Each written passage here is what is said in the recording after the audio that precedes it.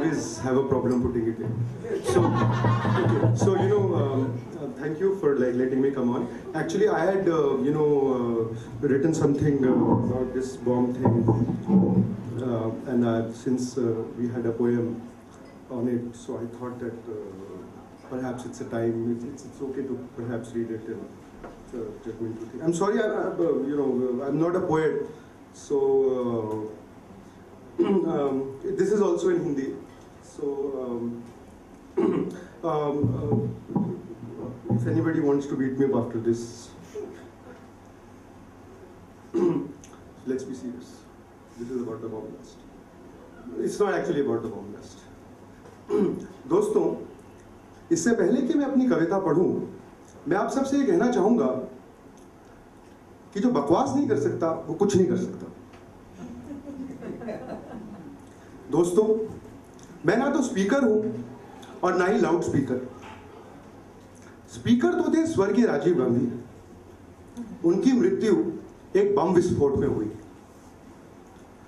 बम English में पिछवाड़े को कहते हैं और विस्फोट का अर्थ होता है फट जाना। बम दो प्रकार के होते हैं, हमारे बम और उनके बम। हमारे बमों में वास्तव में सेंसुअलिटी और प्रेम का अदृश्य मिश्रण होता है। उससे लोग मरते तो हैं मगर सीधे स्वर्ग जाते हैं। उनके बम कमीनियत से ओतप्रोत होते हैं। उनके बम मीठी और नशीली फसल बेचकर खरीदे जाते हैं।